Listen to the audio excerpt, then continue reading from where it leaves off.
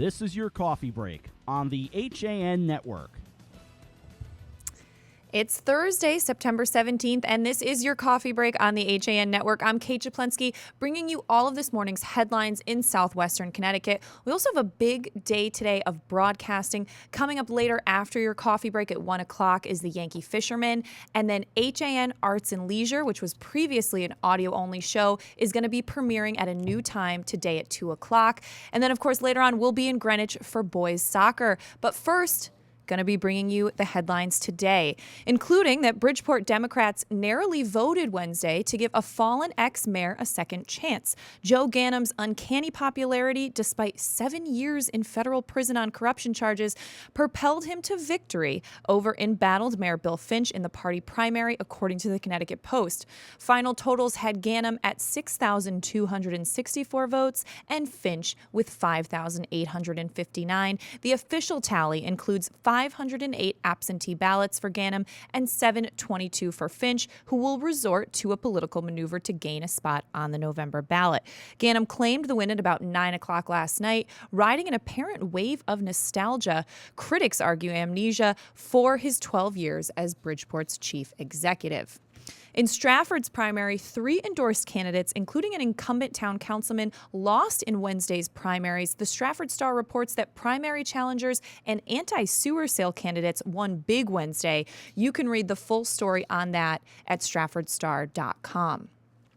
Well, great teamwork from 3 volunteer fire departments in Trumbull led to a quick and efficient extinguishing of a vehicle that was ablaze in a Deer Run Drive garage around 9:30 Tuesday, September 15th.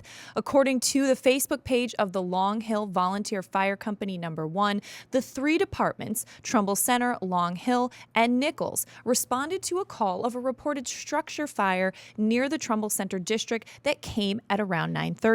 On arrival, Engine 206 reported a vehicle on fire in the garage, the Post read, and the fire was quickly brought under control and extinguished. Amazing photos of the damage there. According to Trumbull volunteers, this was a great team effort by all departments involved, including the Trumbull Police, EMS, and the Fire Marshal's office. There were no reported injuries or damage to the home. The cause of the fire has been unreported, and it is unknown if anyone was at home at the time. Well, in Bridgeport, a 10-year-old child is in critical condition after she was hit by a car while riding her bike Wednesday on the west side of Bridgeport. Police say the incident happened just after 2 p.m. near the corner of Iranistan Avenue and Columbia Street, according to a police press release. Witnesses told responding officers that the girl was riding her bike on the sidewalk when swerved onto the road and was struck by a 2010 Toyota Prius. The child was transported by ambulance to Yale New Haven. She was listed in critical condition with head trauma and other injuries.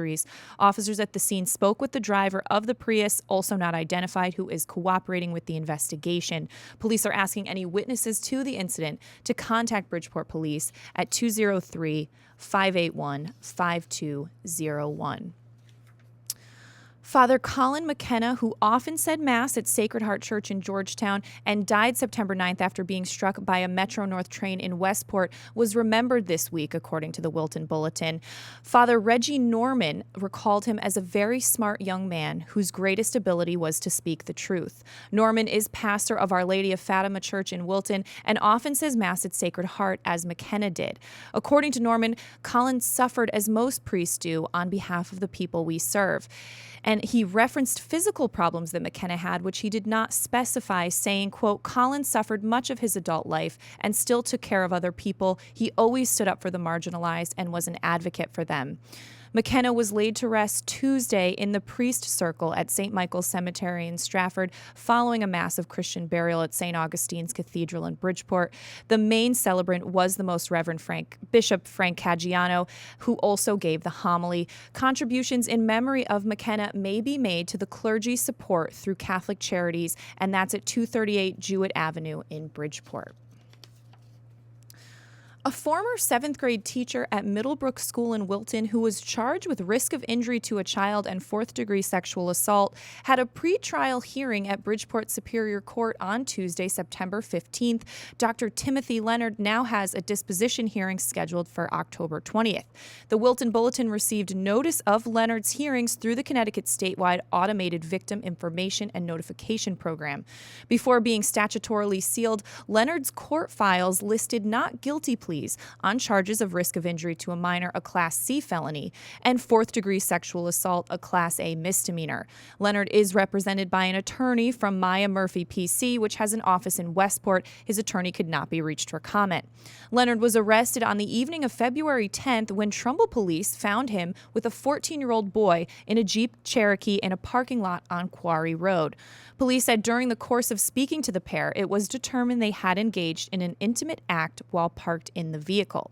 Leonard told police he met the teen through an online dating app and that he likes college-aged boys. He denied knowing the victim was 14 and said he would not have gotten involved with him had he known his age.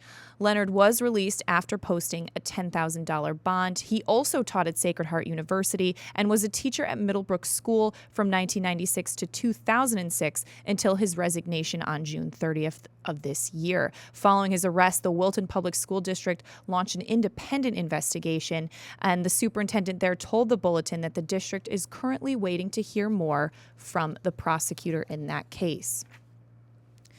Well, this week, Bridgeport police arrested a man who left his girlfriend's 3-year-old child in a vehicle overnight.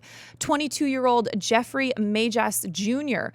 has been charged with risk of injury to a child.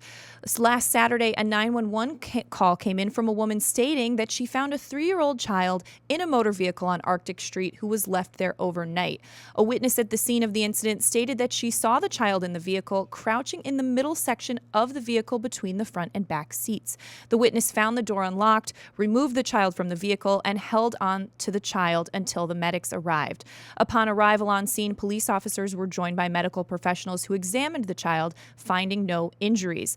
Police officers then searched the motor vehicle, which was a tan 2002 Pontiac, finding a tire iron in the front passenger seat, and the right front tire was flat. Medics then transported the 3-year-old child to Bridgeport Hospital.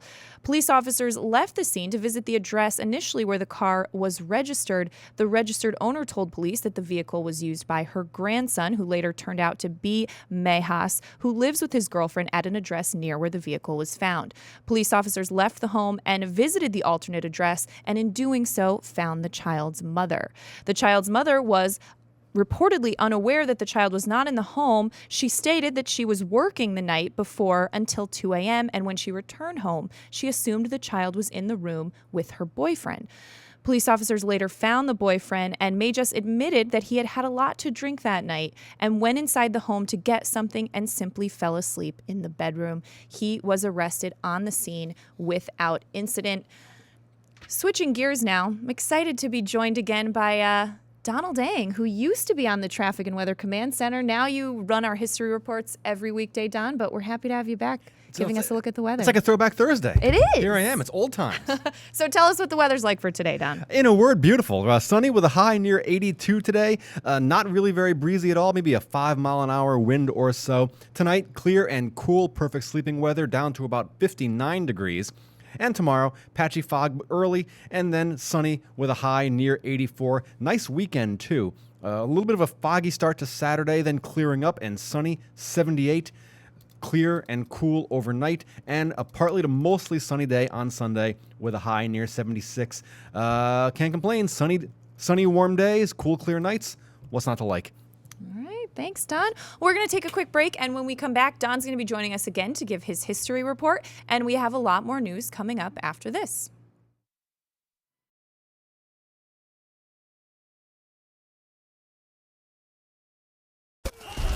When you experience a sports injury, you want to get better and fast. Coastal Ortho Express gives you direct access to orthopedic care quickly. Their physicians are fellowship trained in sports medicine at world-class universities and are also team doctors for area football teams. For specialized personal care of sports injuries, go to Coastal Ortho Express. Open Monday through Saturday in the iPark Building, 761 Main Avenue in Norwalk, or coastalorthoexpress.com. Coastal Orthopedics, keeping you on the move. Alliance.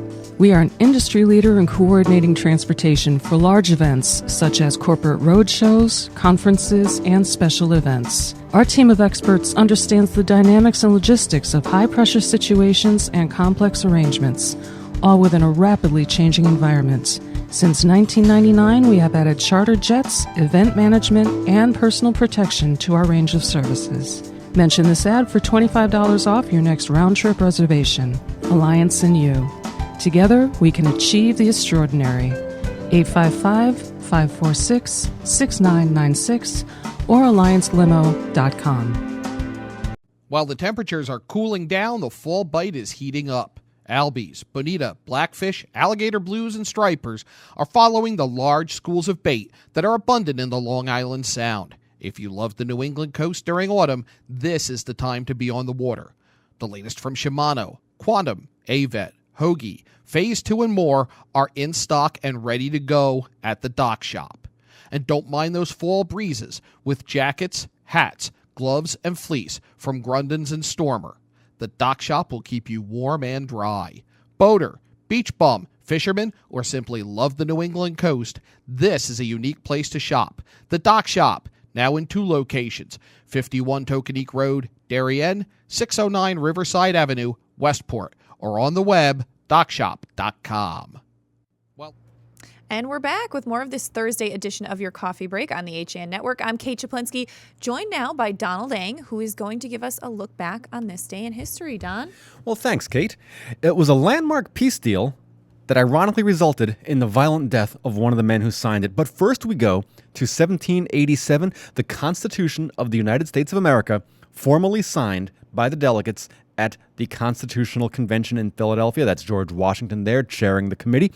1862, the Battle of Antietam takes place during the American Civil War, the single bloodiest day in U.S. military history. More than 23,000 men killed, wounded, or missing after the battle. The rebel advance was ended with heavy losses to both armies. That painting, by the way, is the infamous Burnside Bridge over Antietam Creek, where General Ambrose Burnside sent several Union regiments to attempt to force a crossing with heavy casualties before learning the water was only about mid-thigh deep. 1908, the Wright Flyer, flown by Orville Wright with Lieutenant Thomas Selfridge as a passenger, crashes, killing Selfridge. He becomes the first airplane fatality in history. As a side note, Gustav Whitehead never killed anybody if crashing his plane. And finally, we go to 1978, where there was this. Carter presented the formula to Begin. At first, he called the demands on Israel excessive, political suicide. But in the end, he relented, agreeing to submit the question of the Jewish settlements to the Israeli parliament. Jimmy Carter saw a picture of the 3 major participants on his desk, and he told his secretary to find out the names of Begin's grandchildren. And so then he wrote little notes, putting in the names of all the grandchildren. He went over to Begin and said, you know, this is not just for us, this is for our grandchildren, and let me give this to you. And Begin was profoundly moved by this. The historic Camp David Accord between Israel and Egypt. The signing followed 12 days of intense negotiations between Israeli Prime Minister Menachem Begin and Egyptian President Anwar Sadat. Due to the agreement, Sadat and Begin received the joint 1978 Nobel Peace Prize. The agreements, though, would cost Sadat his life in 1981. Islamic extremists, outrage over the peace with Israel, attacked him with grenades and rifle fire. Surgeons later determined he was shot 37 times, but the legacy lives on. The Camp David Accords on this day, 1978. That's your look back in history, and I'm Donald Eng. Thanks, Don. I was worried when you mentioned Whitehead that Kovach would appear, because we know that's like his dude. I suspect we'll see him one of these He's sooner going or to be later. popping in later. He's going to be joining me actually a bit later in the show to go over the front pages of our HAN Network newspaper. So looking forward to that. And thanks, Don. All right, well, switching back over to some news this morning, the contents of warrants issued by the court to search the home of Kyle Navin, who is the son of missing couple Jeffrey and Jeanette Navin, will remain under wraps for at least another week. The warrants were obtained by state police in order to search the Bridgeport home and property of Kyle Navin on August 13th and August 19th. The warrants were supposed to be made public following the searches, but Fairfield County State's Attorney John Smrga filed a motion with the court to keep the warrant sealed until September 11th. Just before September 11th, Smrga made a motion to the court requesting that the warrants be resealed until September 24th, and the court granted that request. 27-year-old Kyle Navin is considered a person of interest in the disappearance of his parents who lived in Easton. Jeffrey Navin is the owner of J&J Refuse, a Westport sanitation company, and Kyle Navin is listed as the company's operations manager. Jeanette Navin is a longtime employee of Weston Public Schools. The couple lived on Osborne Farm Road in Weston since 1994, but sold the house in June for $900,000 and moved to a more modest rental on Staples Road in Easton. Kyle Navin is a 2006 graduate of Weston High School and was a star hockey athlete. The couple was reported missing to the Easton Police Department on August 7th by Laura Thompson and Annie Navin, the wife of Jeffrey Navin's brother William. Kyle Navin was reportedly the last person to see the couple on August 4th.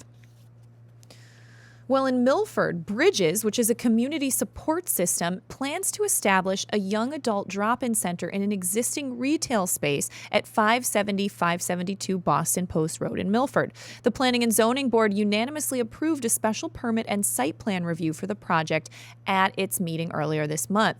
Ramaco LLC is the property owner, and the center will take over a retail space that was left vacant when a Taekwondo studio moved to another part of Milford. City planner David B. Solkis said the board had to vote on the plan because it involved a change in use for the site, which is located adjacent to the Milford Parkway exit ramp. Deborah Gannon, a comprehensive care manager at Bridges, said the center is intended for young adults ages 17 to 25 as a place to find resources within the community. Gannon said people this age may not feel comfortable going to a mental health clinic, such as the one Bridges runs on Bridgeport Avenue. She said counseling would not take place at the site. Bridges received a grant from the State Department of Mental Health and Addiction Services to pay for the program, Gannon said. She said there is unfortunately still a stigma for people seeking mental health services. Well, the race for mayor in Shelton wraps up in November, and with a little under 2 months left, an independent candidate has emerged. Timothy Bristol of Shelton has recently announced he's running for mayor, and he has some unique tactics for his campaign. The Shelton Herald reports that Bristol said initially his plan was to use GoFundMe merely as a way to raise the funds for a table at Shelton Day, but has recently been debating using the crowdsourcing site to raise money for his entire campaign. It's very simple and effective, said Bristol. I wasn't sure if I was allowed, but I looked up the policies and there's nothing against it. He said they haven't shot me down yet. He has only raised $50 so far, but remains optimistic and confident in the direction he hopes to lead the city toward. After recently graduating from Gateway Community College in New Haven with an associate's degree in liberal arts, Bristol said he plans to pursue a history degree at Southern Connecticut State University. He said he had the idea to run for mayor for some time now, but finally took it upon himself to research the process and enter the race. Well, using Google aerial photos, Chester Burley designed the equivalent of a Hollywood stage set down to every minute detail for this weekend's reenactment of the burning of Morehouse Farm in Easton. He determined where the barn and camps will be and spent all day last Wednesday with 7 volunteers to build a 14 by 24-foot barn structure that reenactors will burn in a lifelike simulation with smoke bombs and smudge pots. Close to 100 reenactors for the 5th 5th and other regiments will recreate the sights, sounds, and smells of the Revolutionary War during Celebrate Easton from 10 a.m. to 9 p.m. this Saturday, September 19th, and from 10 to 3:30 on Sunday, September 20th. That's located at 515 Morehouse Road. The event will run rain or shine. The cost for both days is $20 per adult, $15 per child, and children under 8 will be admitted for free. And there's much more on that event at eastoncourier.com. Well, according to representatives of the restaurant, the new Georgetown Saloon will officially reopen on Monday, September 21st. The iconic location's new managing partner, Bob Namer, sat down in June with the Reading pilot to discuss the new business. In 1987, Namer said he walked into the saloon and that's where he met his future wife. So as it stands, he is the new operating partner of the Georgetown Saloon and has more than money invested into the business. He's also a Weston native who still remembers the saloon's glory days. So for more on that story, visit thereadingpilot.com. Well, we're going to take a quick break, and when we come back, John Kovach is going to be joining me, and we're going to be talking about some of the front pages this week on our community newspapers. So that is coming up right after this.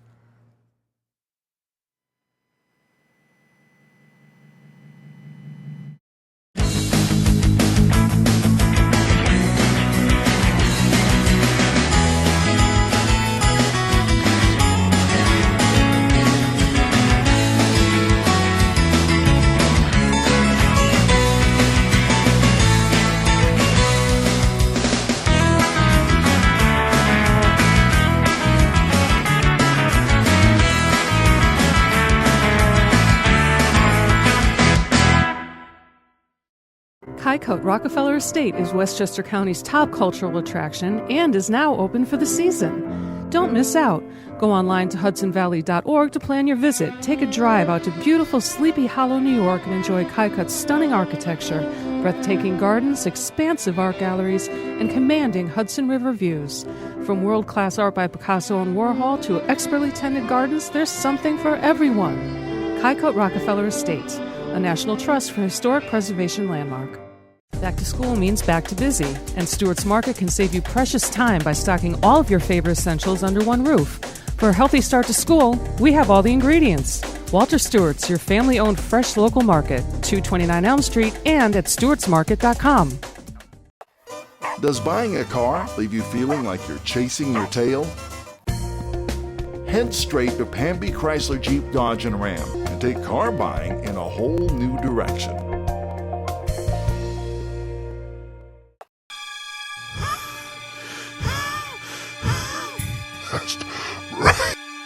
Have no fear. HAN Network's Fast Frights movie contest is here. Can your film make the cut? Submit your 3-minute scary movie today for a chance to win a DJI Phantom 3 drone, sponsored by Milford Photo. The only thing to fear is missing the deadline.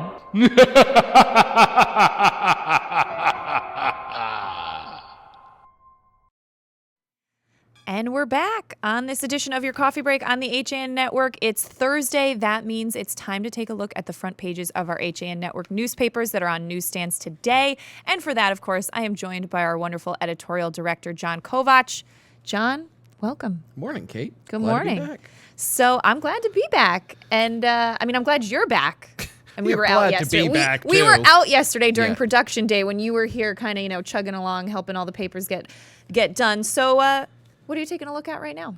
Wilton is taking a look at taxes, and this is a story you'll see in some of our papers, kind of comparing the mill rates and what the different taxes are and the different tax structures in towns around Southwestern Connecticut. Kind of an interesting story, one you don't see a lot of places because it requires a little bit of legwork and a little bit of math skill. Yeah. Also, which not many of us have. No, I'm just kidding. that's why we do. That's why I I do don't. this story on the new Wilton police chief about to be sworn in, and some very touching photos from Wilton's 9/11 anniversary ceremony. Well, I'm taking a look at the Trumbull Times. Steve Coulter's doing a great job there. And great photo on the front page. It was a little rainy for the town's first ever fall festival on Saturday, but it looks like everyone was still having a great time. That's a Lisa Romanchik photo. She takes some great pictures around Trumbull. And also the library celebrating its 40th anniversary. And I know this is big for them because, the Trumbull Library, like, a few other libraries in our area, are kind of looking to the future, looking at, perhaps a new design, a new space that kind of, melds more with modern times and obviously being accessible and all those things that, libraries that were built many years ago don't necessarily have. And they're looking to the future, fighting this urge by some people to say that they're past, that there's no place for libraries anymore. And that's why I think you've seen a change in the vernacular. I know a lot of schools are now referring to it as the Library Media Center. Right. Regardless of what you want to call it, it's important, and it's a big milestone for Trumbull, and it's something we really need to keep going, regardless of what medium we're looking at when we read. Right. Yeah. And I just want to point out, I haven't had a chance to read this yet, but there's also a feature story that Liz Scalca wrote about a Trumbull author telling a rescue story with a dog in a kid's book. So I want to read that story. That sounds really interesting. Yeah, that's going to be a great little story. Yeah. What else are you looking at, John? Taking a look at the Reading pilot, and we learned that there won't be any breathalyzer testing at Joel Barlow High School events this year. A memorial to Nick Upton. He is the student who drowned while away in South Africa a couple of weeks ago. Great scenic shot by Chris Burns, who's doing a good job down there, of the change in seasons and the leaves just beginning to turn yellow. I know. In Putnam Park in Reading. There's Pumpkin always a spice few time. trees that, turn before any other tree does, and you're like, whoa, wait a minute. It's 90 degrees out right now. What are you doing? I'm not ready for this. Yeah. Slow down. But, we do love fall around here. Well, I'm just taking a look at the Darien Times. Nice photo of their 9/11 commemorations there. Great shot of Norotan Heights Fire Chief Sean Murray and his daughter leaving a rose at the 9/11 memorial behind Middlesex Middle School. Great photo there. And then just looking into some of their other news, some of their lead news this week, an investigation into some car break-ins led to the arrest of men from Fort Lauderdale, Florida, who were apparently, according to police, kind of doing this, car robbery thing all around the area. Because Darien police were working with West Haven police. I know we mentioned that earlier this week on Coffee Break. So that's interesting. I also see, just looking over your shoulder, that Joe Michelli withdrew from the race for first selectman. That's a big change in that race. He was a selectman way back when I worked in Darien, which is 20 years ago. Yeah, interesting. A lot of interesting local political news happening right now, too. Just up the road a bit in New Canaan, a opinion from an attorney that the deed of gift for the Bristow Bird Sanctuary does not prohibit dogs from using that parcel of property. It's adjacent to Mead Park. Also can be entered from Route 106. It was left by Two Sisters as a bird sanctuary. Was one of those long neglected parcels. They've kind of, and I volunteered on the project a little bit to resurrect it. It's really a nice little nature trail. I think in its current form, you could allow dogs in it because it's more of a nature trail. One time you had peacocks and all these exotic birds in there, so it's kind of a neat thing. New Canaan is opening its new town hall. Some pictures of the ribbon cutting there. Another paper taking a look at 9/11 and the anniversary, and a look at what you want to do if you want to sell your home, which unfortunately too many people in Connecticut are thinking about doing these days. That's true. Well, I'm taking a look at the front page of the Monroe Courier right now. Monroe gas station robbed. We see that a lot. This is the Buck Stop gas station on Route 25, and police are looking for the public's help in any information they can provide. In some happier Monroe news, the chamber there is also seeking some nominations for top business. They want to name a business of the year, and they're looking for people to submit their suggestions. There are a lot of great local businesses in Monroe. And a nice feature story by Don Eng about Binky Patrol, which is kind of a funny name, but it's an organization where you knit blankets and you donate them to children and children in need. And it's really a nice organization. And these Monroe women, have distributed more than 2,000 blankets to children in the past year. Wow. That's a lot of knitting. That's a lot of knitting. That's a great thing, and I just love to say Binkathon.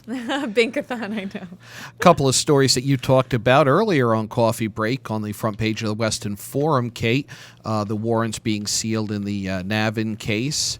The services for Father Colin McKenna. Look at a Weston rap star who's... I want to read that one. I do love too. the photo there. Great photo, Weston rapper. It is a great... it's a great picture. He's in a very colorful shirt. Picture of his CD. I want to read that. I haven't had a chance to read that yet. And to look at the SAT scores, Weston's among the highest in Connecticut. Interesting. Well, I am taking a look at the front page of the Shelton Herald. And a story we just mentioned, which was a new mayoral candidate trying to use GoFundMe to back his campaign. And, this isn't something we've heard. We see GoFundMe used in so many ways. But the political arena, you feel like that might violate some fundraising rules, because there are a lot of campaign fundraising rules. But so he says so far he hasn't found anything. I see it as just another way to collect donations. I've been debating this in my own head since I saw that story the other day. And part of me is like, it has to run afoul of something. But I'm kind of like, wait a minute, it's no different than having a campaign treasurer. He doesn't have a staff. He's just collecting the money online. But it'd be interesting to see if anybody does raise questions about that. It's a good way to gauge your grassroots support, I suppose. And another story, parents being frustrated about repairs that are slated for Long Hill Elementary School, and they want to find out why those repairs have been delayed. That's, of course, always a big issue that comes up. And, the fire department in Shelton honoring a young cancer survivor, Ray McPadden. So a nice feature story there. And Aaron Berkowitz has started the Person of the Week, which is a nice little hometown piece of the Shelton Herald. We've got to look at... he named Douglas Osgood, who had a garden put in at the Wesley Village campus and tends to it. So nice story there. Good stuff. And it gives a little attention to people who deserve it and might not otherwise get it. Taking a look at Ridgefield, kind of a cool picture of Eagle 1 taking off. That is the state police helicopter through the response Public Safety Day. area. We talked to them in preparation for that. Very cool. And look at the deer hunt, which could increase in size. Story we've been talking about far, far too much, and that the painkiller abuse problem continues to grow. Some information on automatic and semi-automatic weapons as part of the continuing look at firearms ownership the press is doing. And the second of a two-part article on East Ridge School by Jack Sanders, anchoring the front page of the Ridgefield Press. Very cool. All right, John. Well, we're running out of a bit of time, but I just want to mention this interesting story on the front page of the Milford Mirror. Residents there have started a new T-shirt that pays homage to the Milford whale encounter. If you remember, a couple weeks ago, a whale was spotted off the shores of Milford, and they're actually selling this shirt in order to raise money for a great organization, Keeping Milford Warm. But it's just kind of funny because the person that filmed the video, a Milford resident, his humor can be seen on the T-shirt. The shirt quotes him the words, "Dude, that's a expletive whale," on the shirt, but with symbols, obviously, because we don't use those. I gotta buy one of those. Because I saw that video and it was great. We should get shirts like that for the HAN network. Dude, we're a network. I like that. Somebody write that down over there. One of you guys jot that down. And actually, on Yankee Fisherman at 1, I'll talk very briefly about, because I don't have a lot of information. Word of 2 whales swimming together just a few days ago between Greenwich and Fairfield. Oh, a whale couple. They're getting very deep into the sound. You worry about the depth a little bit. Right. But it's kind of interesting that we're seeing them in the sound this year. That is very unusual. All right, John, so that's coming up at 1. Thanks so much for joining me on Coffee Break. Not a problem. I'm going to throw it over to AJ Simonowski. He's handling the audio controls back there, but he's going to give us another look at today's weather. Thanks so much, Kate. It is, just as Don said earlier this morning, hanging about 78 degrees right now. High going to get up to about an 82. Clear, Little bit of a breeze tonight. Low going to be around 60. Much the same tomorrow. Maybe a little bit of fog. High near 85. Lows in the high 60s again. Down in Greenwich, where we're going to be this afternoon at 4:30 to see the Wilton Warriors and Greenwich Cardinals boys soccer game.